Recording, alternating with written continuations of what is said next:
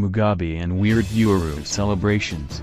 Former President Robert Mugabe marked Zimbabwe's Independence Day celebrations surrounded by relatives and close allies at his majestic Borrowdale home on Wednesday, rebuffing President Emmerson Mnangagwa, who officiated at the main ceremony held at the National Sports Stadium on the same day.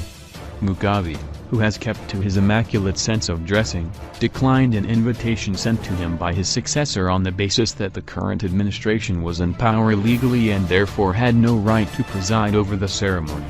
While some opposition parties, notably the MDC led by Nelson Chamisa, graced the occasion to mark the country's 38th birthday, Mugabe, who presided over the country's affairs for 37 years before the army removed him from power, would have none of it. Instead, he chose to celebrate the historic day when he was installed as the country's first black prime minister at his Blue Roof mansion, far from the madding crowd. He had a very small function held to commemorate Independence Day, and he did so in the company of his family and allies. He had no reason to attend the celebrations held at the National Sports Stadium even though an invitation had been sent to him, a source said. Mugabe is on record saying he was forced to resign by the military which backed Mnangagwa. He has so far scoffed at attempts by mediators sent by government to convince him to support his successor. Political analysts told the Daily News yesterday that until Mnangagwa gets the mandate from the people in an election scheduled for this year, he will not be able to do much to convince Mugabe to support his administration. Professor of World Politics at the London School of Oriental Studies, Stephen Chan said for now, Mnangagwa finds his hands tied to deal with the stubborn Mugabe, who still regards himself as the country's president.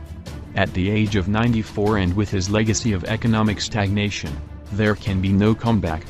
He has no political party that would support him, no army. Mnangagwa has it all. For that reason, Mnangagwa can just let the old man fret. As long as Mugabe does that, Mnangagwa knows the electorate will view him as the new president as the better choice, said Chan. Mugabe was removed from power in November last year and has told the world that he is being persecuted by his allies turned foes.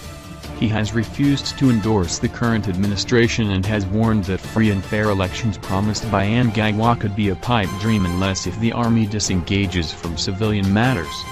Political analyst Maxwell Songwim said Mugabe should accept that he no longer has power and move on than clinging to a past that was ugly. Mugabe is a stubborn nonagenarian who is full of himself and thinks he is the best person Zimbabwe has ever had.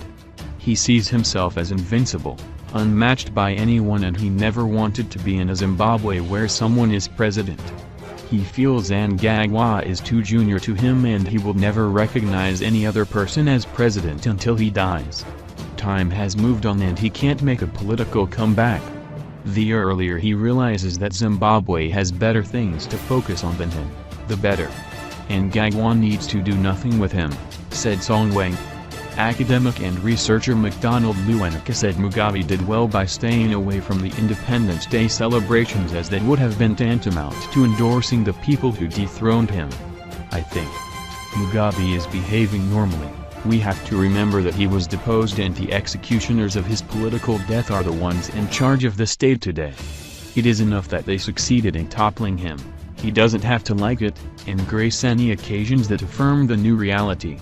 At the end of the day, it is about leverage, and it seems the Mnangagwa regime do not have enough of it to force Mugabe to bless them and grace their occasions. Mugabe, on the other hand, has the fact that he is alive and the regime wants to show Africa that he has not been harmed, and as well as leverage against the regime. This will, however, only last until it gets a fresh mandate through a free and fair election. Only then can he and his regime really afford to lose patience with Mugabe, said Lewenka.